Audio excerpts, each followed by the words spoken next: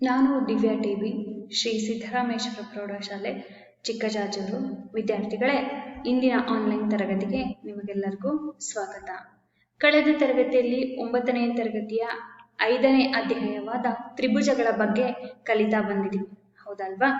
ತ್ರಿಭುಜಗಳು ಪಾಠದಲ್ಲಿ ನಾವು ಹಿಂದಿನ ತರಗತಿಯಲ್ಲಿ ತ್ರಿಭುಜ ಅಂದ್ರೇನು, ತ್ರಿಭುಜಗಳ ಸರ್ವಸಮತೆ ಅಂದ್ರೇನು ಮತ್ತು ಪ್ರತಿ ಬಾರಿನೂ ತ್ರಿಭುಜದ ಸರ್ವಸಮತೆಯನ್ನ ನಿರ್ಧಾರ ಮಾಡೋದಕ್ಕೆ 6 ಅಂಶಗಳನ್ನು ವ್ಯಾಖ್ಯಾನಿಸಬೇಕಾ ಅಥವಾ ಕನಿಷ್ಠ ಅಂಶಗಳೊಂದಿಗೆ ತ್ರಿಭುಜದ ಸರ್ವಸಮತೆಯನ್ನ ವ್ಯಾಖ್ಯಾನಿಸಬಹುದಾ ಅಂತ ನೋಡ್ತಾ ಬಂದ್ವಿ, ಹೌದಲ್ವಾ? ಅದ್ರ ಜೊತೆಗೆ ಸರ್ವಸಮತೆಯ ನಿಬಂಧನೆ ಬಾ ಕೋ ಬಾ ನಿರ್ಧಾರಕ ನಿಯಮವನ್ನ ಅಥವಾ ಸರ್ವಸಮತೆಯ ನಿಬಂಧನೆಯನ್ನ ಕಲ್ತ್ವಿ, ಹೌದ್ ತಾನೆ? 1-2 ತ್ರಿಭುಜಗಳು ಸರ್ವಸಮ ಆಗಿರ್ಬೇಕು ಅಂದ್ರೆ ಅವುಗಳ ಅನುರೂಪ ಕೋನಗಳು ಮತ್ತು ಅನುರೂಪ ಬಾಹುಗಳು ಏನಾಗಿರ್ಬೇಕು? ಪರಸ್ಪರ ಸಮವಾಗಿರ್ಬೇಕು. ಆಗ ಮಾತ್ರ ನಾವು 2 ತ್ರಿಭುಜಗಳು ಸರ್ವಸಮ ಅಂತ ಹೇಳ್ಬೋದು, ಹೌದ್ ತಾನೆ? ಈ 6 ಅಂಶಗಳನ್ನ ಪ್ರತಿ ಬಾರಿ ಗುರುತಿಸೋದಕ್ಕೆ ಸಾಧ್ಯ ಇಲ್ಲ, ಸಮಯ ವ್ಯರ್ಥ ಆಗುತ್ತೆ. ಕನಿಷ್ಠ ಅಂಶಗಳೊಂದಿಗೆ ಗುರುತಿಸ್ಬೋದು ಅಂತ ನಮಗೆ ಕಳೆದ ತರಗತಿಯಲ್ಲಿ ಗೊತ್ತಾಗಿದೆ. ಯಾವುದವು? ಕನಿಷ್ಠ 3 ಅಂಶಗಳೊಂದಿಗೆ. ಆ 3 ಅಂಶಗಳು ಸಹ ಹೇಗಿರ್ಬೇಕು ಅಂದ್ರೆ ಪರಸ್ಪರ ಹೊಂದಾಣಿಕೆ ಇದ್ದಾಗ ಮಾತ್ರ ಆ ಸರ್ವಸಮತೆಯ ನಿಬಂಧನೆಯೊಂದಿಗೆ ನಾವು ತ್ರಿಭುಜಗಳ ಸರ್ವಸಮತೆಯನ್ನ ತಿಳಿಸ್ಬೋದು. ಅದರಲ್ಲಿ ಮೊದಲನೇ ನಿಬಂಧನೆಯಾದ ಬಾಕೋಬಾ ನಿಬಂಧನೆಯನ್ನ ಕಲ್ತಿದ್ದೀರ, ಹೌದ್ ತಾನೆ? ಬಾಕೋಬಾ ನಿಬಂಧನೆ ಏನ್ ಹೇಳುತ್ತೆ? ಒಂದು ತ್ರಿಭುಜದಲ್ಲಿರುವ 2 ಬಾಹುಗಳು ಮತ್ತು ಅವುಗಳಿಂದ ಏರ್ಪಟ್ಟ ಒಂದು ಕೋನವು ಮತ್ತೊಂದು ತ್ರಿಭುಜದಲ್ಲಿರುವ ಅನುರೂಪ ಬಾಹುಗಳು ಮತ್ತು ಕೋನಕ್ಕೆ ಸಮವಾಗಿದ್ರೆ ಆ 2 ತ್ರಿಭುಜಗಳು ಸರ್ವಸಮ ಅಂತ ಕಲ್ತಿದ್ದೀವಿ. ಅದನ್ನ ಕಲಿಯೋದ್ರ ಜೊತೆಗೆ ಅದನ್ನ ಆಧರಿಸಿ ಕೆಲವೊಂದು ಸಮಸ್ಯೆಗಳನ್ನ ಕಳೆದ ತರಗತಿಯಲ್ಲಿ ಬಿಡಿಸಿದ್ವಿ, ಹೌದಲ್ವಾ? ಹಾಗಾದ್ರೆ ಬರೀ 2 ಬಾಹು ಒಂದು ಕೋನದಿಂದ ನಿಬಂಧನೆಯನ್ನ ಬಳಸಿ ಸರ್ವಸಮತೆ ನಿರೂಪಿಸ್ಬೋದಾ? ಬೇರೆ ಅಂಶಗಳಿಂದ ನಿರೂಪಿಸೋದಕ್ಕೆ ಸಾಧ್ಯ ಇಲ್ವಾ? ಅದಕ್ಕೇನಾದ್ರು ಬೇರೆ ನಿಬಂಧನೆಗಳು ಇದಾವ ಅಂತ ಈ ತರಗತಿಯಲ್ಲಿ ಅದರ ಮುಂದಿನ ಭಾಗವನ್ನ ನೋಡೋಣ. ಹಾಗಾದ್ರೆ ಬಾಕೋಬಾ ನಿಬಂಧನೆ ತರಾನೇ ಬೇರೆ ನಿಬಂಧನೆ ಇದೆಯಾ ಅಂತ ನೋಡೋದಕ್ಕೆ ನಾನು ಇಲ್ಲಿ ಒಂದು ಚಟುವಟಿಕೆಯನ್ನು ತಗೊಂಡಿದ್ದೀನಿ ಮಕ್ಕಳೇ. ಏನದು ಅಂದ್ರೆ, ಇಲ್ಲಿ 2 ತ್ರಿಭುಜಗಳನ್ನ ಕೊಟ್ಟಿದ್ದಾರೆ. ಈ 2 ತ್ರಿಭುಜಗಳಲ್ಲಿ ಪಾದ ಕೋನಗಳು ಏನಾಗಿದ್ದಾವೆ ಅಂದ್ರೆ 60 ಡಿಗ್ರಿ ಮತ್ತು 45 ಡಿಗ್ರಿ ಇದೆ. ಆ ಪಾದ ಕೋನಗಳು ಹೊಂದಿರುವಂತ ಬಾಹು 4 ಸೆಂಟಿಮೀಟರ್ ಇದೆ. ಆ 2 ತ್ರಿಭುಜಗಳನ್ನ ಒಂದು ಬಾರಿ ನೋಡಿ.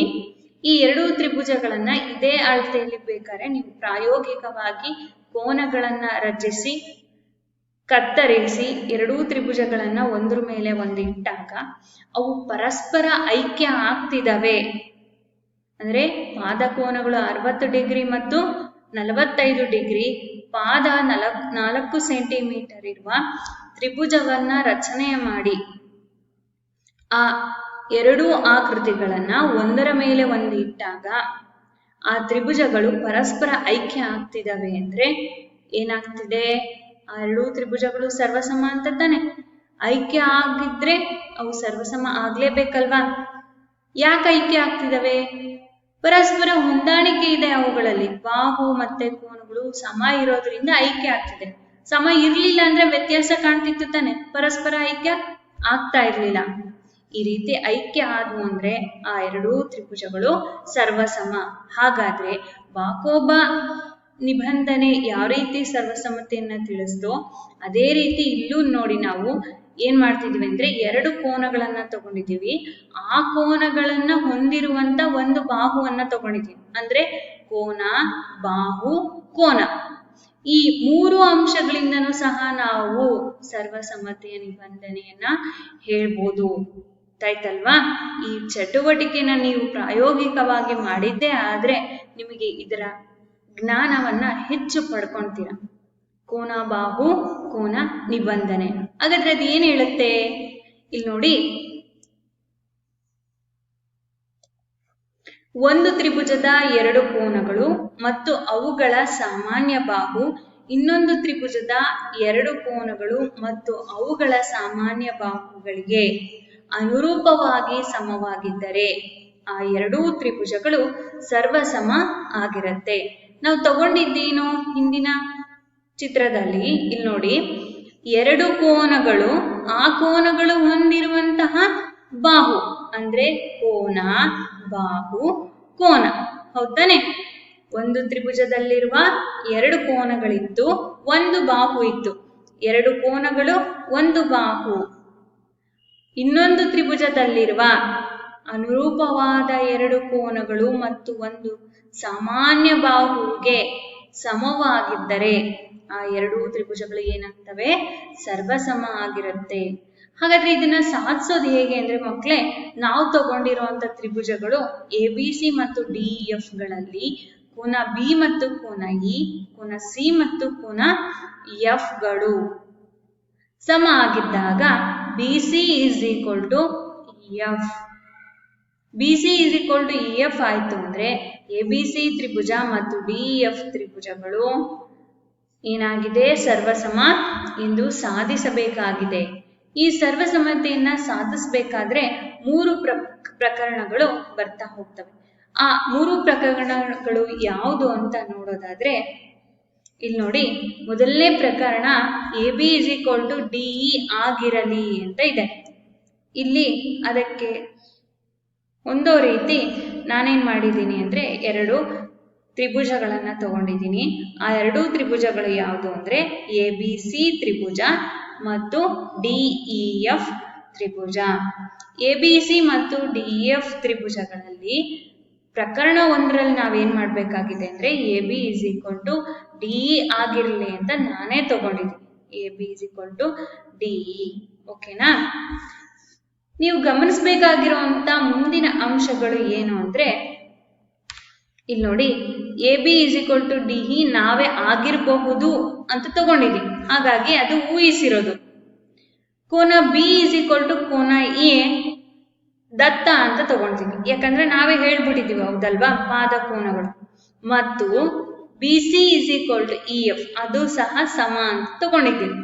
ಹಾಗಾಗಿ ABC ಮತ್ತು DEF ತ್ರಿಭುಜಗಳು, ಇಲ್ಲಿ ನೋಡಿ, ಎರಡು ಬಾಹುಗಳು ಸಮ ಆಯ್ತು ಮತ್ತು ಆ ಎರಡು ಬಾಹುಗಳಿಂದ ಏರ್ಪಟ್ಟಿರುವಂತ ಕೋನ ತಾನೆ B ಮತ್ತು E ಕೋನ. ಹಾಗಾಗಿ ಬಾಕೋಬಾ ಸರ್ವಸಮತೆಯ ನಿಬಂಧನೆ ಅನುಸಾರ ಆ ಎರಡೂ ತ್ರಿಭುಜಗಳು ಏನಾಗ್ತದೆ? ಸರ್ವಸಮ ಆಗತ್ತೆ. ಗೊತ್ತಾಯ್ತಲ್ವಾ? AB is equal to DE ಅಂತ ತಗೊಂಡಾಗ BC is equal to EF ಅಂತ ಈಗಾಗಲೇ ದತ್ತದಲ್ಲಿ ಕೊಟ್ಟಿದ್ದಾರೆ. ಕೋನ B is equal to ಕೋನ E ಅಂತನೂ ಸಹ ದತ್ತದಲ್ಲಿದೆ. ಕೊಟ್ಟಿರೋ ಅಂಶ ಮತ್ತು ಊಹೆಯ ಆಧಾರದ ಮೇಲೆ ABC ಮತ್ತು DEF ತ್ರಿಭುಜಗಳು ನಾವು ಹಿಂದಿನ ತರಗತಿಯಲ್ಲಿ ಕಲಿತಂತ ಬಾಕೋಬಾ ನಿಯಮದ ಪ್ರಕಾರ ಸರ್ವಸಮ ಆಗುತ್ತೆ. ಹಾಗಾದ್ರೆ ಪ್ರಕರಣ 2 ಏನು ಹೇಳುತ್ತೆ? ಪ್ರಕರಣ 2ರಲ್ಲಿ ನಾವು ಮಾಡ್ಬೇಕಾಗಿರೋದೇನು ಅಂದ್ರೆ, ಸಾಧ್ಯ ಆದಲ್ಲಿ. ಯಾವುದು ಸಾಧ್ಯತೆ? AB greater than DE.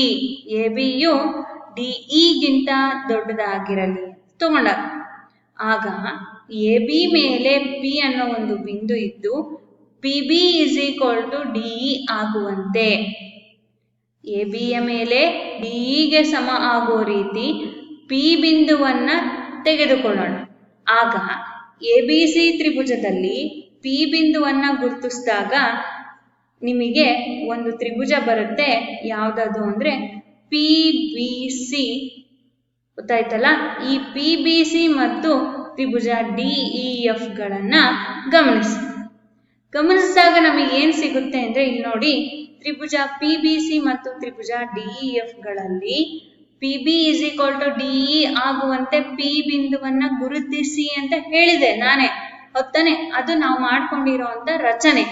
ಹಾಗಾಗಿ PB is equal to DE ರಚನೆ, B is equal to E. ಕೋನ B is equal to ಕೋನ E ದತ್ತ ಈಗಾಗಲೇ ತಗೊಂಡಿದ್ದೀವಿ. ಅದ್ರ ಜೊತೆಗೆ BC is equal to EF ಅದು ಸಹ ದತ್ತ. ಇಲ್ಲೂ ನೋಡಿ, ಎರಡು ಬಾಹುಗಳು ಸಮ, ಒಂದು ಕೋನ ಸಮ ಆಗಿದೆ.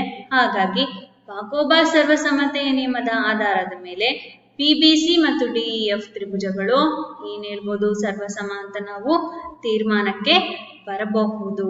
ಹೌದಾನೆ?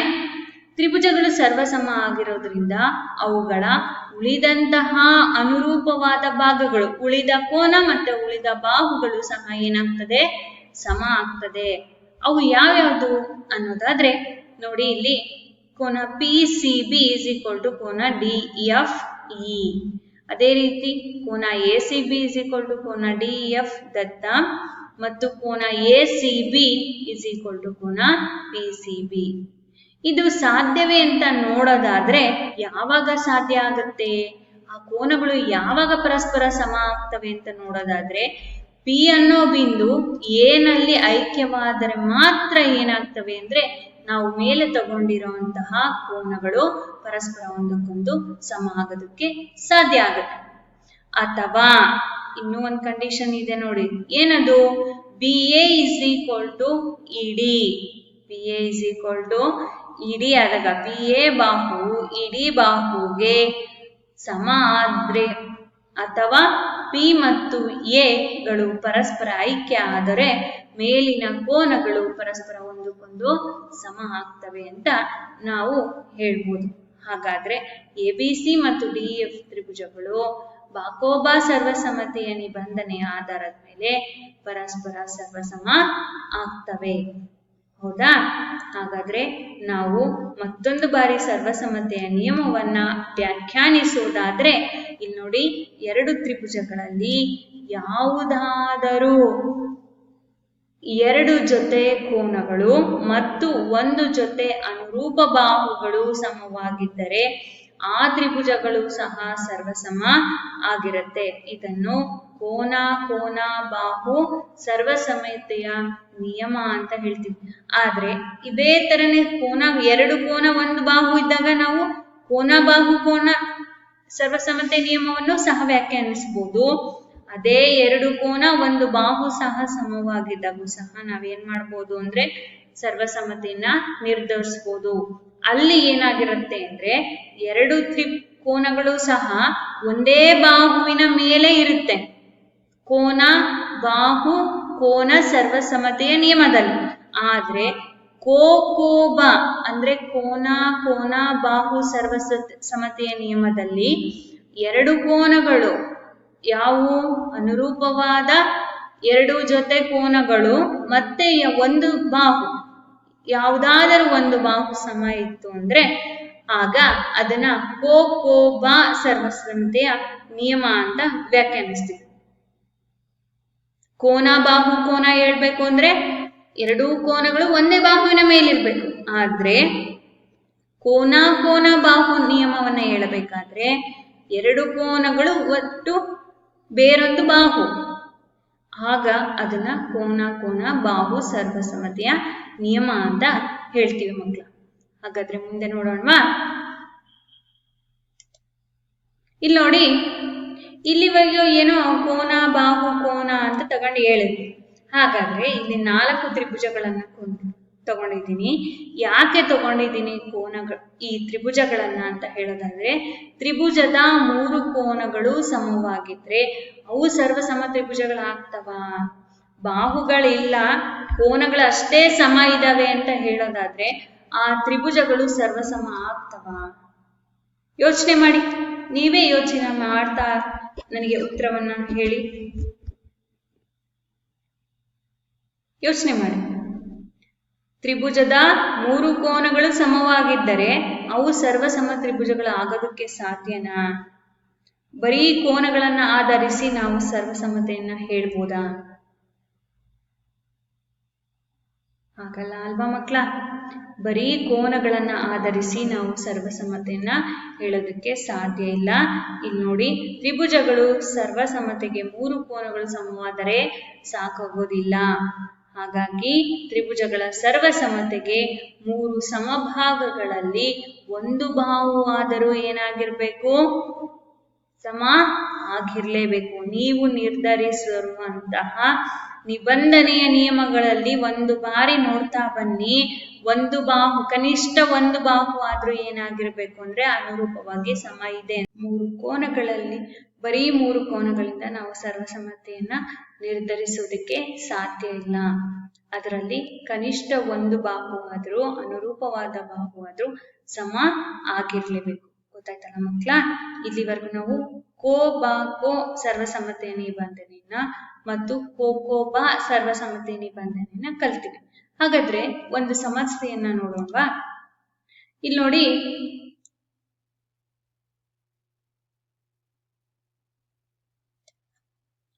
AB ರೇಖಾಖಂಡವು CD ರೇಖಾಖಂಡಕ್ಕೆ ಸಮಾಂತರವಾಗಿದೆ.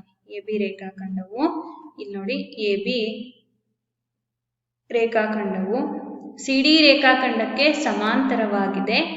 ADಯ ಮಧ್ಯಬಿಂದು, AD ಬಾಹುವಿನ ಮಧ್ಯಬಿಂದು O ಆಗಿದೆ. AB ರೇಖಾಖಂಡ CD ರೇಖಾಖಂಡಕ್ಕೆ ಸಮಾಂತರವಾಗಿದೆ ಅಂತ ಈಗಾಗಲೇ ಅವ್ರು ಕೊಟ್ಟಿದ್ದಾರೆ. ಅದ್ರ ಜೊತೆಗೆ ADಯ ಮಧ್ಯಬಿಂದು O ಆಗಿದೆ ಅಂತ ತಿಳಿಸಿದ್ದಾರೆ. ಹಾಗಾದ್ರೆ ನೀವು ಸಾಧಿಸಬೇಕಾಗಿರೋದೇನು? ತ್ರಿಭುಜ AOB ಸರ್ವಸಮ ತ್ರಿಭುಜ DOC ಮತ್ತು BCಯ ಮಧ್ಯಬಿಂದುವೂ ಸಹ O ಎಂದು ಸಾಧಿಸಬೇಕಾಗಿದೆ. ಹಾಗಾದ್ರೆ ತ್ರಿಭುಜ AOB ಮತ್ತು ತ್ರಿಭುಜ DOC ಯನ್ನ ಪರಿಗಣಿಸಿ ಕೋನ ABO ಅಂದ್ರೆ ಈ B ಕೋನವು ಕೋನ DCO ನಲ್ಲಿರುವ C ಕೋನಕ್ಕೆ ಪರಸ್ಪರ ಸಮ ಇದೆ ಅಂತ ಕೊಟ್ಟಿದ್ದಾರೆ. ಯಾಕೆ ಕೊಟ್ಟಿದ್ದಾರೆ ಅಂತ ನೋಡಿ, ಇಲ್ಲಿ ಈಗಾಗಲೇ ಅವ್ರ ದತ್ತದಲ್ಲಿ ಹೇಳಿದ್ದಾರೆ. AB ರೇಖಾಖಂಡ CD ರೇಖಾಖಂಡಕ್ಕೆ ಸಮಾಂತರವಾಗಿದೆ. AB CDಗೆ ಸಮಾಂತರವಾಗಿದೆ ಅಂದ್ರೆ BCಯು AB ಮತ್ತು CDಯ ಛೇದಕ ಇದ್ದಾಗೆ ಅಲ್ವಾ? ನೀವು ರೇಖೆಗಳು ಮತ್ತೆ ಕೋನಗಳಲ್ಲಿ ಕಲ್ತಿದ್ದೀರಾ. AB ಮತ್ತು CD ಸಮಾಂತರ ರೇಖೆಗಳಾಗಿ BC ಛೇದಕ ಆದಾಗ B ಮತ್ತು C ಕೋನಗಳು ಯಾವ ಕಾರಣಕ್ಕೆ ಸಮ ಆಗ್ತವೆ? ಆ ಎರಡು ಕೋನಗಳು ಪರ್ಯಾಯ ಕೋನಗಳು. ಹಾಗಾಗಿ ABO ಕೋನ DCO ಕೋನಕ್ಕೆ ಸಮ ಆಗಿದೆ. ಮತ್ತೆ ಇಲ್ಲಿ ನೋಡಿ, ಕೋನ AOB ಅಂದ್ರೆ O ಕೋನ ಮತ್ತು ಕೋನ DCO ಅಂದ್ರೆ ಈ ಭಾಗದ ಕೋನವು ಎರಡೂ ಸಹ ಸಮ ಇದೆ. ಯಾವ ಕಾರಣಕ್ಕೆ ಸಮ ಇದೆ ಅಂದ್ರೆ ಎರಡು ರೇಖೆಗಳು ಇಲ್ಲಿ ಛೇದಿಸಿದವೆ. ಯಾವ ಬಿಂದುವಿನಲ್ಲಿ? O ಬಿಂದುವಿನಲ್ಲಿ. ಹಾಗಾದ್ರೆ O ಬಿಂದುವಿನ ಅಭಿಮುಖ ಕೋನಗಳಾಗ್ತವಲ್ವಾ? O ಬಿಂದು ಅಥವಾ ಶೃಂಗದ ಅಭಿಮುಖ ಕೋನಗಳು ಏನಂತ ಕರಿತೀವಿ? ಶೃಂಗಾಭಿಮುಖ ಕೋನಗಳು. ಮತ್ತು OA ಮತ್ತು ODಗಳು ಸಮ ಆಗ್ತವೆ. ಯಾಕೆ ಸಮ ಆಗ್ತವೆ ಅಂದ್ರೆ ADಯ ಮಧ್ಯಬಿಂದು ಮಧ್ಯಬಿಂದು ಆಗಿರೋದ್ರಿಂದ O ಇಂದ Dಗೆ ಎಷ್ಟು ಡಿಸ್ಟೆನ್ಸ್ ಇರುತ್ತಲ್ವಾ ಅಷ್ಟೇ ಡಿಸ್ಟೆನ್ಸ್ O ಇಂದ ಹೇಗಿರುತ್ತೆ ತಾನೆ? ಅವುಗಳ ದೂರ ಸಮ ಇರುತ್ತೆ ಅಲ್ವಾ? ಮಧ್ಯಬಿಂದು ಆಗಿರೋದ್ರಿಂದ ಈಕ್ವಲ್ ಡಿಸ್ಟೆನ್ಸ್ ಇರಬೇಕು. ಹಾಗಾಗಿ OA OD ಆಗಿದೆ. ಹಾಗಾದ್ರೆ ನೀವು ಹೇಳ್ಬೋದು, ಇಲ್ಲಿ ಎರಡು ಕೋನಗಳು ಮತ್ತೆ ಒಂದು ಬಾಹು ಸಮ ಆಗಿದೆ. ಕೋನ ಬಾಹು ಸರ್ವಸಮ್ಮತಿಯ ನಿಬಂಧನೆ ಅಥವಾ ನಿಯಮದ ಆಧಾರದ ಮೇಲೆ ತ್ರಿಭುಜ AOB ಮತ್ತು ತ್ರಿಭುಜ DOCಗಳು ಸರ್ವಸಮ ಆಗ್ತವೆ. ಒಂದು ಕಂಡೀಷನ್ ಪ್ರೂವ್ ಆಯ್ತು. ಹಾಗಾದ್ರೆ ಇಲ್ಲೇನ್ ಕೇಳಿದರೆ? BCಯ ಮಧ್ಯಬಿಂದುವು O. BCಯ ಮಧ್ಯಬಿಂದು O ಅಂದ್ರೆ OB OC ಅಂತ ನಾವು ಪ್ರೂವ್ ಮಾಡ್ಬೇಕು. ಅಂದ್ರೆ BCಯ ಮಧ್ಯಬಿಂದು O ಅಂದ್ರೆ OB OC ಅಂತ ಪ್ರೂವ್ ಮಾಡ್ರಿ ಅಂತ ಅರ್ಥ ತಾನೆ? ಪ್ರೂವ್ ಆಗುತ್ತೆ. ಅವೆರಡೂ ಬಾಹುಗಳು ಸಮ ಆಗ್ತವೆ. ಯಾಕೆ ಸಮ ಆಗ್ತವೆ ಅಂದ್ರೆ ABO ಮತ್ತು DCO ತ್ರಿಭುಜಗಳು ಪರಸ್ಪರ ಸರ್ವಸಮ ಆಗಿರೋದ್ರಿಂದ ಆ ಸರ್ವಸಮ ತ್ರಿಭುಜಗಳಲ್ಲಿರುವಂತ ಅನುರೂಪ ಬಾಹುಗಳು ಇವು. ಹಾಗಾಗಿ ಆ ಎರಡೂ ಬಾಹುಗಳು ಪರಸ್ಪರ ಏನಾಗ್ತವೆ ಅಂದ್ರೆ ಪರಸ್ಪರ ಸಮ ಆಗ್ತವೆ. ಹಾಗಾಗಿ ನಾವ್ ಹೇಳ್ಬೋದು BCಯ ಮಧ್ಯಬಿಂದು O ಅಂತ ನಾವು ಹೇಳ್ಬೋದು. ಗೊತ್ತಾಯ್ತಲ್ವಾ? ಇಲ್ಲಿ ನೋಡಿ, ಕೋನ ಕೋನ ಬಾಹು ಮತ್ತು ಕೋನ ಬಾಹು ಕೋನ ಸರ್ವಸಮ್ಮತಿಯ ನಿಬಂಧನೆಯ ಆಧಾರದ ಮೇಲೆ ಇನ್ನ ಮುಂದಿನ ಸಮಸ್ಯೆಗಳನ್ನ ನೀವೇ ಬಿಡಿಸಿ. ಇಲ್ಲಿ ನೋಡಿ, ಆ ಸಮಸ್ಯೆಗಳನ್ನ ಒಂದು ಸರಿ ನಿಮ್ಗೆ ವಿವರಿಸ್ತಾ ಇದ್ದೀನಿ. ಎಡಿ ಮತ್ತು ಬಿಸಿಗಳು ಎಬಿ ರೇಖಾಖಂಡಕ್ಕೆ ಎಳೆದ ಸಮಲಂಬಗಳಾಗಿವೆ. ಎಡಿಯು ಬಿಸಿಗಳ ಎಡಿಯು ಮತ್ತು ಬಿಸಿಗಳು ಎಬಿ ರೇಖಾಖಂಡಕ್ಕೆ ಎಳೆದ ಸಮಲಂಬಗಳು. ಇಲ್ಲಿ ನೋಡಿ, ಎಡಿ ಇದು ಮತ್ತು ಬಿಸಿ ಇವು ಎಬಿ ಅನ್ನೋ ಮಧ್ಯ ಇರುವಂತ ರೇಖಾಖಂಡಕ್ಕೆ ಎಳೆದಂತ ಸಮವಾಗಿರುವಂತ ಲಂಬಗಳು. ಅಂದ್ರೆ ಎಡಿಯ ಉದ್ದವು ಬಿಸಿಯ ಉದ್ದಕ್ಕೆ ಸಮ ಇದೆ. ಸಿಡಿಯು ಎಬಿಯನ್ನು ಅರ್ಧಿಸುತ್ತದೆ. ಸಿಡಿಯು ಎಬಿಯನ್ನು ಅರ್ಧಿಸುತ್ತದೆ. ಅರ್ಧಿಸು ಅಂದ್ರೇನು? ಸಮಭಾಗ, ಅರ್ಧ ಭಾಗ, ಅರ್ಧ ಮಾಡ್ತಾ ಇದೆ ಅಂತ ಅರ್ಥ. ಅಂದ್ರೆ ಓಡಿ ಮತ್ತು ಓಸಿಗಳು ಏನಾಗಿರ್ತವೆ? ಸಮ ಆಗಿರುತ್ತೆ. ಇಲ್ಲಿ ನೋಡಿ, ಎರಡನೇದೇನಿದೆ ಅಂದ್ರೆ ಎಲ್ ಮತ್ತು ಎಂ ಎರಡು ಸಮಾಂತರ ರೇಖೆಗಳು. ಈ ಸಮಾಂತರ ರೇಖೆಗಳನ್ನು ಮತ್ತೊಂದು ಜೊತೆ ಸಮಾಂತರ ರೇಖೆಗಳಾದ ಪಿ ಮತ್ತು ಕ್ಯೂ ಛೇದಿಸುತ್ತವೆ. ಚಿತ್ರದಲ್ಲಿ ನೋಡ್ತಾ ಇದ್ದೀರಾ, ಎಲ್ ಮತ್ತು ಎಂ ರೇಖೆಗಳನ್ನ ಪಿ ಮತ್ತು ಕ್ಯೂ ಅನ್ನೋ ಎರಡು ರೇಖೆಗಳು ಛೇದಿಸ್ತಾ ಇದ್ದಾವೆ. ಛೇದಿಸಿದಾಗ ಎ ಬಿ ಸಿ ತ್ರಿಭುಜ ಮತ್ತು ಸಿ ಡಿ ಎ ತ್ರಿಭುಜಗಳು ಸರ್ವಸಮ ಎಂದು ತೋರಿಸಿ. ಇಲ್ಲಿ ನೋಡಿ, ಈ ಕೋನ ಡಿ ಎ ಸಿ ಕೋನ ಮತ್ತು ಬಿ ಸಿ ಎ ಕೋನಗಳು ಸಮ ಆಗ್ತವೆ. ಎ ಕೋನ ಸಿ ಕೋನವು ಈ ಭಾಗದ ಎ ಕೋನ ಮತ್ತು ಸಿ ಕೋನಗಳು ಏನಾಗ್ತವೆ? ಸಮ ಆಗ್ತವೆ. ಎ ಸಿ ಸಾಮಾನ್ಯ ಬಾಹು, ಹೌದಲ್ವಾ? ಕೋನ ಬಾಹು ಕೋನ ಸರ್ವಸಮ್ಮತಿ ನಿಬಂಧನೆ ಪ್ರಕಾರ ನೀವು ತ್ರಿಭುಜ ಎ ಬಿ ಸಿ ಮತ್ತು ತ್ರಿಭುಜ ಸಿ ಡಿ ಎ ಏನಾಗಿದೆ? ಸರ್ವಸಮ ಆಗಿದೆ ಅಂತ ಹೇಳ್ಬೋದು.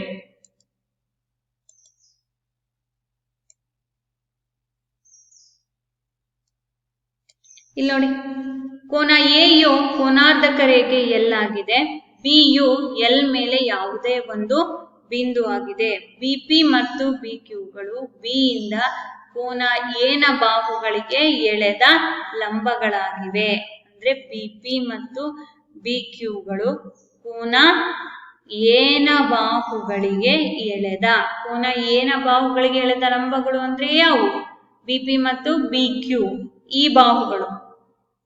ಈ ಬಾಹುಗಳಿಗೆ ಎಳೆದಂತ ಲಂಬಗಳಾಗಿವೆ. ಇಲ್ಲಿ ನೋಡ್ತಾ ಇದ್ದೀರಾ ಅಲ್ವಾ ಚಿತ್ರದಲ್ಲಿ? ಹಾಗಾದ್ರೆ ನೀವು ಸಾಧಿಸಬೇಕಾಗಿರೋದೇನು ಅಂದ್ರೆ ತ್ರಿಭುಜ ಎ ಪಿ ಬಿ ಮತ್ತು ತ್ರಿಭುಜ ಎ ಕ್ಯೂ ಬಿಗಳು ಸರ್ವಸಮ.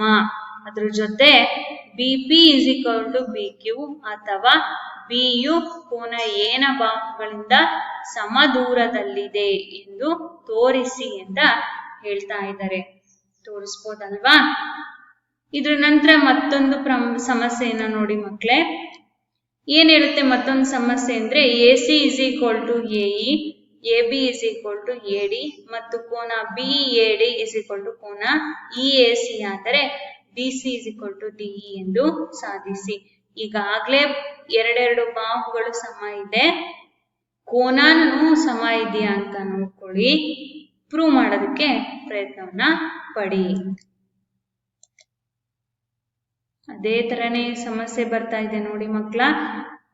ಮುಂದುವರಿದ ಸಮಸ್ಯೆಗಳು ನೀವು ಅಭ್ಯಾಸ 5.1ರಲ್ಲಿ ಕೋನ ಕೋನ ಬಾಹು ಮತ್ತು ಕೋನ ಬಾಹು ಕೋನ, ಅದೇ ರೀತಿ ಬಾಕೋಬಾ ಸರ್ವಸಮ್ಮತೆ ನಿಯಮ ಅಂದ್ರೆ ಕಳೆದ ತರಗತಿಯಲ್ಲಿ ಮಾಡಿದ ಸರ್ವಸಮ್ಮತೆ ನಿಬಂಧನೆ ಮತ್ತು ಇಂದಿನ ತರಗತಿಯಲ್ಲಿ ಮಾಡಿದಂತ ಸರ್ವಸಮ್ಮತೆಯ ನಿಬಂಧನೆಯನ್ನ ಬಳಸಿ ಈ ಸಮಸ್ಯೆಗಳನ್ನ ನೀವು ಬಿಡಿಸ್ತಾ ಬರ್ಬೋದು ಮಕ್ಕಳೇ. ನೀವು ಪುಸ್ತಕದಲ್ಲಿ ಇದೇ ಪ್ರಶ್ನೆಗಳನ್ನ ಅಭ್ಯಾಸ 5.1ರಲ್ಲಿ ನೋಡ್ತೀರಾ.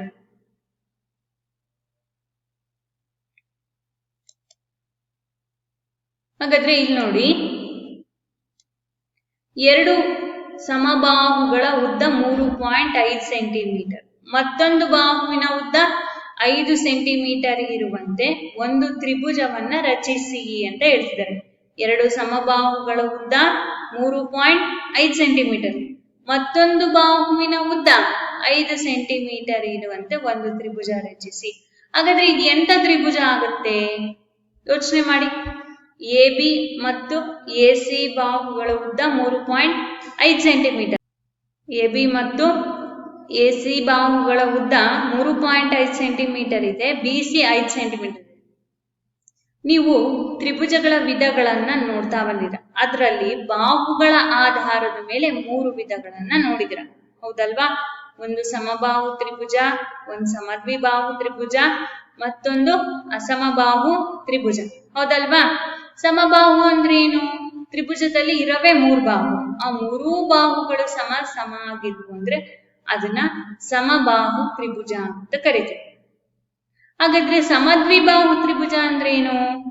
ತ್ರಿಭುಜದಲ್ಲಿರುವ 3 ಬಾಹುಗಳಲ್ಲಿ 2 ಬಾಹುಗಳು ಸಮ ಆಗಿದ್ದರೆ ಅದನ್ನ ಸಮದ್ವಿಬಾಹು ತ್ರಿಭುಜ ಅಂತ ಕರಿತೀವಿ. ಅದೇ ರೀತಿ ಅಸಮಬಾಹು ಅಥವಾ ವಿಷಮಬಾಹು ಅಂತಾನೂ ಕರಿತೀವಿ. ಅಸಮಬಾಹು ತ್ರಿಭುಜ ಅಂದ್ರೆ ಏನು? ಪರಸ್ಪರ ಬಾಹುಗಳಲ್ಲಿ ವ್ಯತ್ಯಾಸ ಇರುತ್ತೆ, 3 ಬಾಹುಗಳು ವಿಭಿನ್ನ ಅಳತೆಯನ್ನ ಹೊಂದಿರ್ತವೆ, ಅದನ್ನ ಅಸಮಬಾಹು ತ್ರಿಭುಜ ಅಂತ ಕರಿತೀವಿ. ಹಾಗಾದ್ರೆ ಈ 3 ಬಾಹುಗಳ ಆಧಾರದ ಮೇಲೆ ಇರುವಂತ ತ್ರಿಭುಜದ ವಿಧಗಳಲ್ಲಿ ಕೊಟ್ಟಿರುವಂತ ABC ತ್ರಿಭುಜ ಯಾವುದಕ್ಕೆ ಒಳಪಡುತ್ತೆ? ನೋಡಿ, AB ಮತ್ತು AC ಯ ಉದ್ದ 3.5 ಆದ್ರೆ BC ಯ ಉದ್ದ ಬೇರೆ ಇದೆ, ಅಂದ್ರೆ ಇದು ಎಂತ ತ್ರಿಭುಜ ಆಗುತ್ತೆ? ಹೌದು, ನೀವ್ ಹೇಳ್ತಾ ಇರೋ ಸರಿ, ಸಮಬಾಹು ತ್ರಿಭುಜ. ಹಾಗಾದ್ರೆ ಯಾಕೆ ಇದನ್ನ ಹೇಳ್ತಿದ್ದೀನಿ ಅಂದ್ರೆ, ಇಲ್ಲಿ ನೋಡಿ, ಸಮದ್ವಿಬಾಹು ತ್ರಿಭುಜ. ಇದು ಎಂತ ತ್ರಿಭುಜ? ಸಮದ್ವಿಬಾಹು ತ್ರಿಭುಜ ಅಂದ್ರೆ ತ್ರಿಭುಜದ 3 ಬಾಹುಗಳಲ್ಲಿ 2 ಬಾಹುಗಳು ಸಮ ಇದ್ರೆ ಅದನ್ನ ಸಮದ್ವಿಬಾಹು ತ್ರಿಭುಜ ಅಂತ ಕರಿತೇವೆ. ಹಾಗೆ ಸಮದ್ವಿಬಾಹು ತ್ರಿಭುಜದ ಬಗ್ಗೆ ಪರಿಚಯ ಮಾಡಿದೆ ನಿಮಗೆ ಅಂತಂದ್ರೆ, ಇಲ್ಲಿ ಒಂದು ಪ್ರಮೇಯ ಇದೆ. ಈ ಪ್ರಮೇಯದಲ್ಲಿ ನೀವು ಕಲಿಯೋದೇನು ಅಂದ್ರೆ, ಒಂದು ಸಮದ್ವಿಬಾಹು ತ್ರಿಭುಜದಲ್ಲಿ ಸಮಬಾಹುಗಳಿಗೆ ಅಭಿಮುಖವಾಗಿರುವ ಕೋನಗಳು ಸಮವಾಗಿರುತ್ತವೆ. ಈಗಾಗ್ಲೇ ನೀವು 8ನೇ ತರಗತಿಯಲ್ಲಿ ಇದೇ ಪ್ರಮೇಯವನ್ನೇ ಕಲ್ತಿದ್ದೀರ. ಅದನ್ನ ಮತ್ತೊಂದು ಬಾರಿ ಇಲ್ಲಿ ನೋಡ್ತೀವಿ.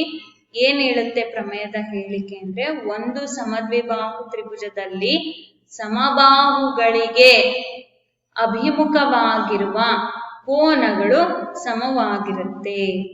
ಅದಕ್ಕೆ ಸರಿ ಹೊಂದೋ ರೀತಿ ರಚನೆಯನ್ನ ಮಾಡ್ಕೊಂಡಿದ್ದೀನಿ. ಇಲ್ಲಿ ABC ತ್ರಿಭುಜ, ಆ ABC ತ್ರಿಭುಜದಲ್ಲಿ AB ಮತ್ತು AC ಬಾಹುಗಳು ಸಮ ಆದ್ಮೇಲೆ ನೀವು ಸಾಧಿಸ್ಬೇಕಾಗಿರೋದೇನು? ಕೋನ C ಕೋನ B ಅಂತ ನೀವು ಸಾಧಿಸ್ಬೇಕಾಗಿದೆ. ಹೇಗೆ ಸಾಧಿಸೋದು ನೋಡಿ. ABC ಒಂದು B ಮತ್ತು C ಕೋನಗಳು ಸಮವಾಗಿ ಇರುತ್ತವೆ. ಹೇಗೆ ಸಾಧಿಸೋದು ಇದನ್ನ ಅಂದ್ರೆ, ABC ಒಂದು ಸಮದ್ವಿಬಾಹು ತ್ರಿಭುಜ, ಅದರಲ್ಲಿ AB ಮತ್ತು AC ಬಾಹುಗಳು ಸಮ ಆಗಿರುತ್ತೆ. ಹಾಗಾದ್ರೆ ಕೋನ B ಮತ್ತು ಕೋನ C ಗಳು ಸಮ ಅಂತ ನಾವು ಪ್ರೂವ್ ಮಾಡ್ಬೇಕು ಅಂತ ಗೊತ್ತಿದೆ. ಇಲ್ಲಿ ನಾನೊಂದು ರಚನೆಯನ್ನ ಮಾಡ್ಕೊಳ್ತೀನಿ ವಿದ್ಯಾರ್ಥಿಗಳೇ. ಏನದು ರಚನೆ ಅಂದ್ರೆ, ಕೋನ AN ಗೆ ಒಂದು ಕೋನಾರ್ಧಕ ರೇಖೆಯನ್ನ ಎಳಿತೀನಿ. ಆ ಕೋನಾರ್ಧಕ ರೇಖೆಯು BC ಯನ್ನು D ಬಿಂದುವಿನಲ್ಲಿ ಛೇದಿಸುತ್ತದೆ. ಕೋನಾರ್ಧಕ ರೇಖೆ ಅಂದ್ರೆ ಯಾವ ಕೋನಕ್ಕೆ? A ಕೋನಕ್ಕೆ ಎಳೆದಂತಹ ಕೋನಾರ್ಧಕ ರೇಖೆಯು BC ಯನ್ನು D ಬಿಂದುವಿನಲ್ಲಿ ಛೇದಿಸುತ್ತದೆ ಅಂತ ತಗೊಂಡ ಆದ್ಮೇಲೆ ನೋಡಿ, ಇಲ್ಲಿ 2 ತ್ರಿಭುಜಗಳು ಬರ್ತವೆ. ಯಾವೆರಡು ತ್ರಿಭುಜಗಳು ಅಂದ್ರೆ, ತ್ರಿಭುಜ BAD ಮತ್ತು ತ್ರಿಭುಜ CAD. BAD ಮತ್ತು CAD ತ್ರಿಭುಜಗಳಲ್ಲಿ AB AC, BAD ಮತ್ತು ತ್ರಿಭುಜ CAD ಗಳಲ್ಲಿ AB AC ಆಗಿದೆ. ಅಂದ್ರೆ ದತ್ತ ತಾನೆ, ಯಾಕಂದ್ರೆ ಸಮದ್ವಿಬಾಹು ತ್ರಿಭುಜ, ಆ ತ್ರಿಭುಜದಲ್ಲಿ ಇವೇ 2 ಬಾಹುಗಳು ಸಮ ಅಂತ ಈಗಾಗ್ಲೇ ನಮಗೆ ಗೊತ್ತು, ನಾವು ತೋರಿಸಿದೀವಿ, ಹೌದಲ್ವಾ? ಹಾಗಾಗಿ AB AC ದತ್ತ. ಮತ್ತು ಕೋನ BAD ಅಂದ್ರೆ A ಕೋನದ ಕೋನಾರ್ಧಕ ರೇಖೆಯನ್ನ ಎಳೆದಿದ್ದೀವಿ ಅಂದ್ರೆ ಏನಲ್ಲಿ ಉಂಟಾಗಿರುವಂತ ಎರಡು ಕೋನಗಳು ಪರಸ್ಪರ ಏನಾಗ್ತವೆ? ಸಮ ಆಗ್ತವೆ.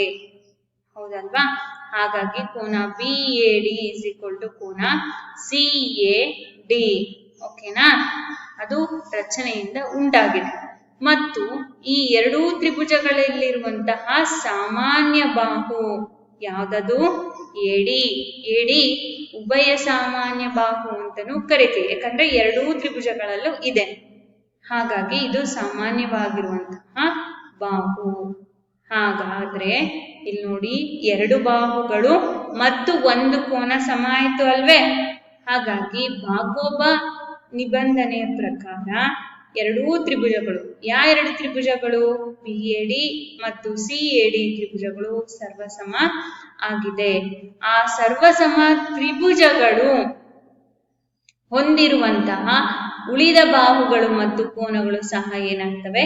ಸಮ ಆಗ್ತವೆ.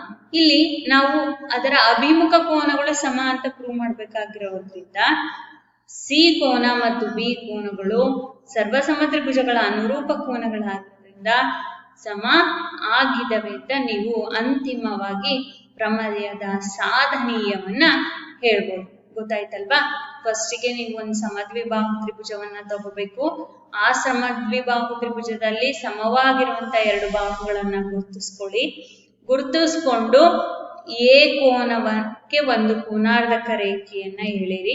ಅದು ಪಾದವನ್ನ ಯಾವುದೇ ಬಿಂದು, ನಾನಿಲ್ಲಿ ABCD ತಗೊಂಡಿದ್ದೀನಿ ಅಂತ ನೀವು ಅದೇ ತಗೋಬೇಕಂತ ಏನಿಲ್ಲ, ಬೇರೆ ಯಾವುದನ್ನೂ ತಗೊಂಡ್ರು ಸಹ ಮಾಡ್ಬೋದು. ಆದ್ರೆ ಅದಕ್ಕೆ ಸರಿ ಹೊಂದುವಂತೆ ಇಲ್ಲೂ ಸಹ ಅವುಗಳ ಹೆಸರುಗಳನ್ನ ಸಾಧನೆಯಲ್ಲೂ ಸಹ ನೀವು ಬದಲಾವಣೆ ಮಾಡ್ಬೇಕಾಗತ್ತೆ.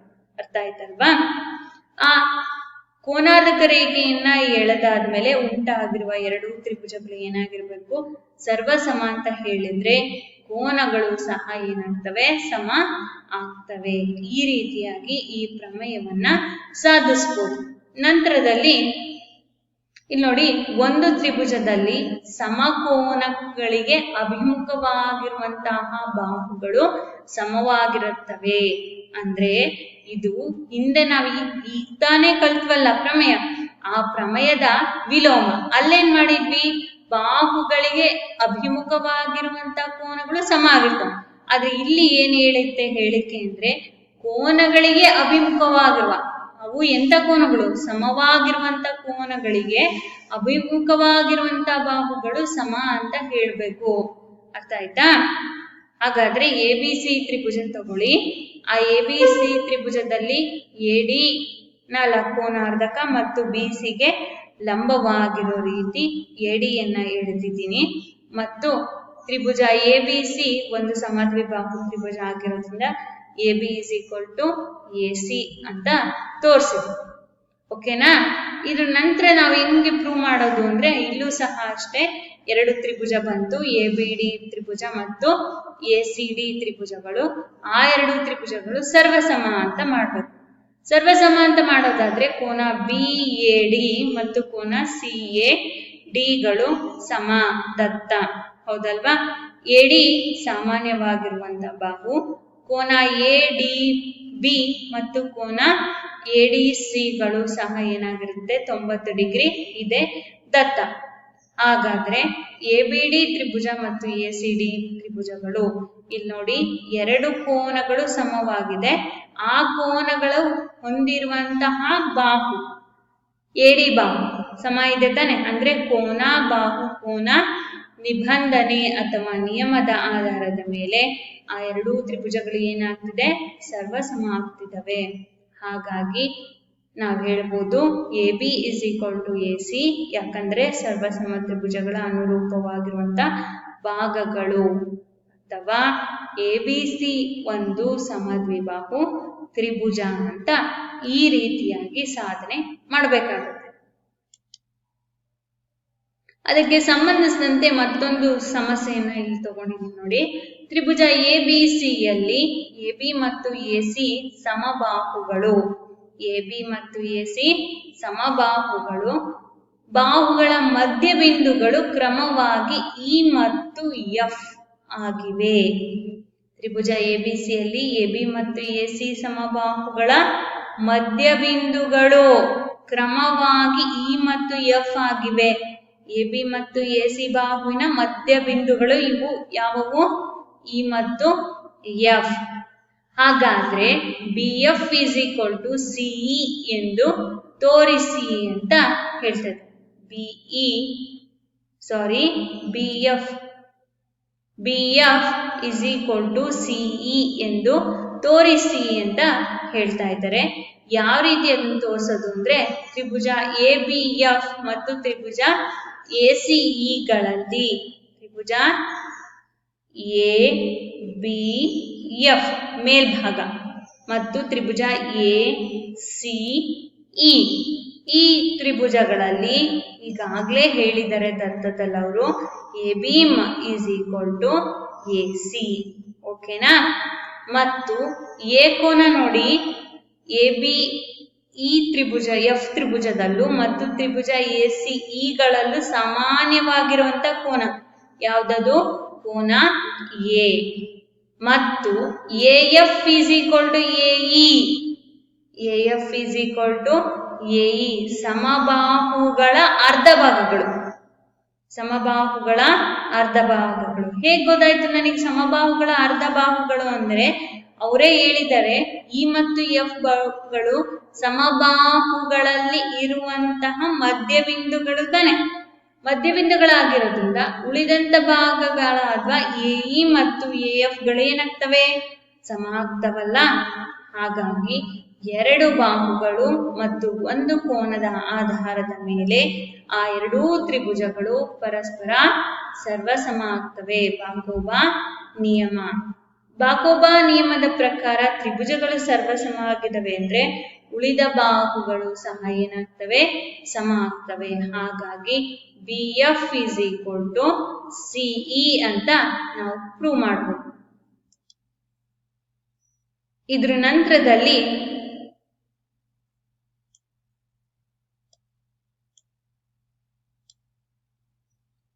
ಇಲ್ಲಿ ನೋಡಿ ವಿದ್ಯಾರ್ಥಿಗಳೇ, ಇಲ್ಲಿವರೆಗೂ ನಾವು ಏನೇನೆಲ್ಲ ಕಲ್ತ್ವಿ ಅಂತ ಹೇಳೋದಾದ್ರೆ, ಮೊದಲಿಗೆ ಹಿಂದಿನ ತರಗತಿಯಲ್ಲಿ ಕಲ್ತಂತ ಕಲಿಕಾಂಶಗಳನ್ನ ಪುನರಾವರ್ತನೆ ಮಾಡಿದ್ವಿ ಅಲ್ವಾ? ಪುನರಾವರ್ತನೆಯ ನಂತರ ಏನ್ ಮಾಡಿದ್ವಿ ಅಂದ್ರೆ, ಕೋನ ಬಾಹು ಮತ್ತು ಕೋನ ಬಾಹು ಕೋನ ಸರ್ವಸಮ್ಮತಿಯ ನಿಯಮದ ಬಗ್ಗೆ ಕಲಿತಾ ಬಂದ್ವಿ. ಉಳಿದ ನಿಬಂಧನೆಗಳನ್ನ ಕಲ್ತ್ವಿ, ಹೌದಲ್ವಾ? ಹಾಗಾದ್ರೆ ಅವುಗಳ ಜೊತೆಗೆ ನಾವು ಸಮಸ್ಯೆಗಳನ್ನು ಆ ನಿಬಂಧನೆಯನ್ನ ಆಧರಿಸಿ ಬಿಡಿಸಿದ್ವಿ. ಅದ್ರ ಜೊತೆಗೆ ಅಷ್ಟೇ ಅಲ್ಲ, ನಿಮಗೆ ಗೃಹ ಪಾಠವನ್ನು ಸಹ ನೀಡಿದ್ದೀನಿ. ಅಭ್ಯಾಸ 5.1ರಲ್ಲಿ ಬರುವಂತಹ ಸಮಸ್ಯೆಗಳನ್ನ ಬಿಡಿಸಿ ಅವು ಯಾವ ನಿಬಂಧನೆಗೆ ಸಂಬಂಧಪಟ್ಟಿದ್ದಾವೆ ಅಂದ್ರೆ, ಇವತ್ತಿನ ಕ್ಲಾಸಲ್ಲಿ ಕಲ್ತಂತಹ ಕೋನ ಬಾಹು ಮತ್ತೆ ಕೋನ ಬಾಹು ಕೋನ ನಿಯಮ ಮತ್ತು ಬಾಕೋಬಾ ನಿಯಮಕ್ಕೆ ಅನುಸಾರವಾಗಿ ಬಿಡಿಸುವಂಥವು. ಅವುಗಳನ್ನ ಬಿಡಿಸಿ ಅಂತ ಹೇಳ್ತಾ, ಮುಂದಿನ ತರಗತಿಯಲ್ಲಿ ನಾವು ಏನೆಲ್ಲ ಕಲಿತೀವಿ ಅಂತ ನೋಡೋದಾದ್ರೆ, ಉಳಿದಂತಹ ಕೆಲವು ನಿಬಂಧನೆಗಳೊಂದಿಗೆ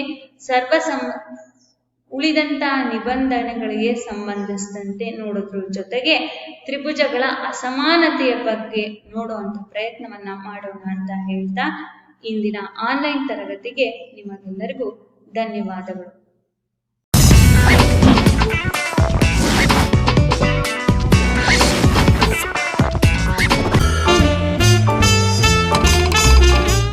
Hello all, welcome to Math for Juniors with me, Miss Marks, and my assistant Snail.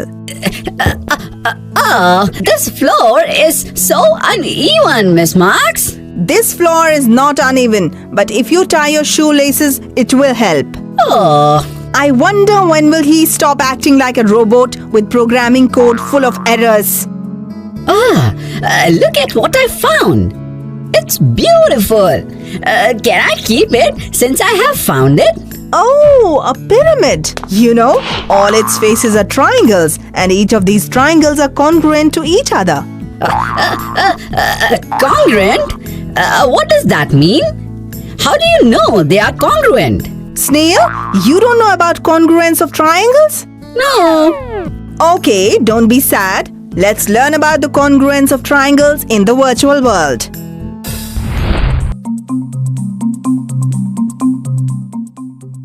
Before talking about congruency of triangles, it's important to understand what congruency is. Two figures are congruent if they are of same shape and size.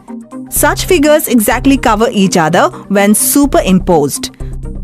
Triangles ABC and PQR, when superimposed, cover their corresponding parts exactly. Hence, they are congruent to each other. There are various criteria to verify the congruency of triangles. Let's first learn about the side angle, side or SAS congruency criteria. Two triangles are congruent if two sides and the included angle of one triangle is equal to two sides and the included angle of the other triangle. In triangles ABC and PQR, side AB is equal to side PQ. Side AC is equal to side PR and the angle A is equal to angle P. Therefore, triangle ABC is congruent to PQR by SAS congruency condition. By ASA congruency condition, two triangles are congruent if two angles and the included side of one triangle are respectively equal to two angles and the included side of the other triangle. In triangles ABC and PQR, angle B is equal to angle Q. Side BC is equal to side QR and the angle C is equal to angle R. Therefore, by angle side angle or ASA congruency, triangle ABC is congruent to triangle PQR. Back to the real world. So, Snail understood what congruent triangles are? Yeah. All these triangles in this pyramid are of same size and shape. See, when superimposed on each other, they cover each other completely. I'm impressed. If you keep learning at that pace, I will let you keep that pyramid. Really? Wow! Then I can play with it. Yes, of course, but not now. We have more congruency criteria to learn. So time to enter the virtual world again.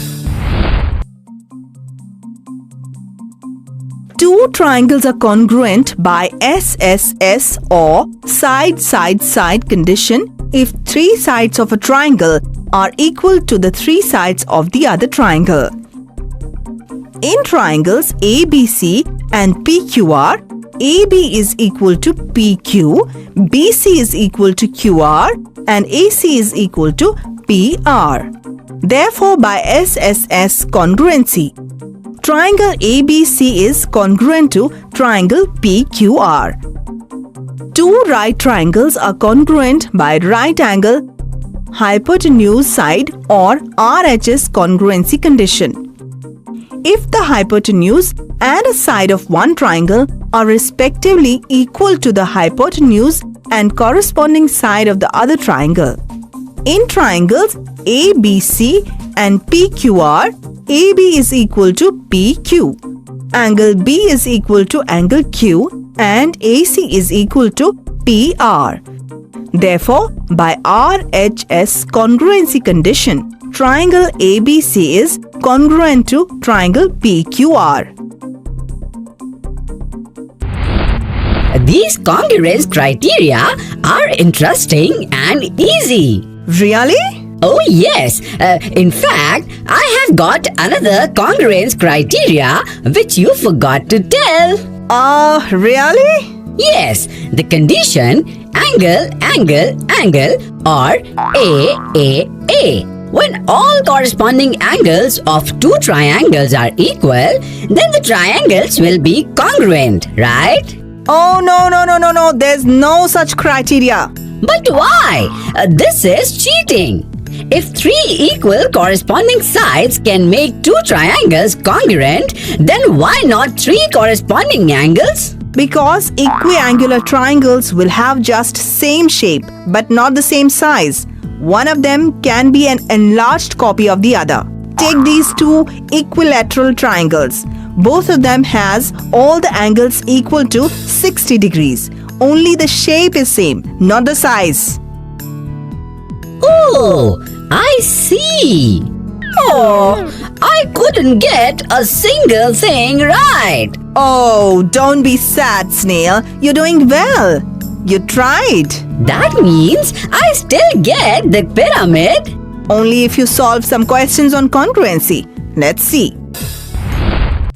Given that triangle ABC is congruent to triangle PQR, angle A is equal to 70 degrees. Angle B is equal to 60 degrees. Side AB is equal to 8 centimeters. Find angles PQR and the side PQ. Since we are given that triangle ABC is congruent to triangle PQR, hence their corresponding sides and the corresponding angles are equal. We know that the sum of the angles of a triangle is 180 degrees. So, angle A plus angle B plus angle C is equal to 180 degrees. Also, we know the measures of angles A is equal to 70 degrees and measure of B as 60 degrees respectively. So, angle C can be found easily. Substituting the values of angle A and B in the above equation, we get the value of angle C as 50 degrees. Moving on, we can see that the corresponding vertices of the given triangles are A and P, B and Q, and C and R.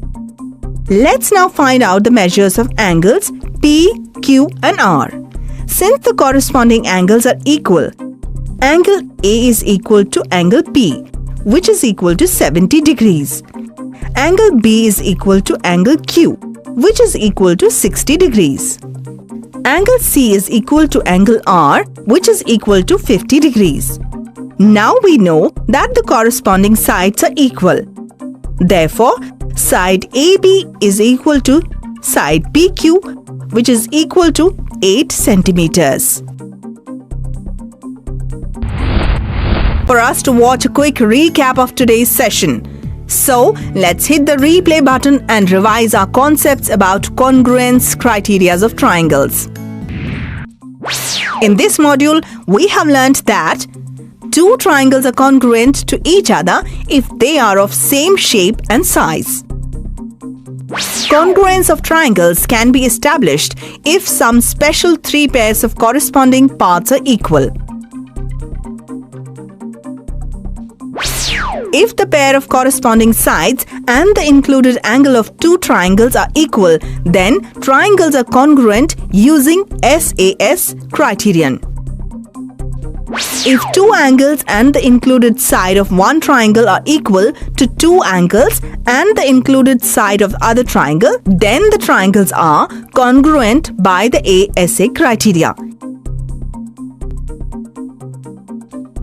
If three sides of one triangle are equal to the corresponding three sides of the other triangle, then the triangles are congruent to each other using SSS rule. Two right triangles are congruent if their one side and hypotenuse are equal to each other. This is RHS criteria.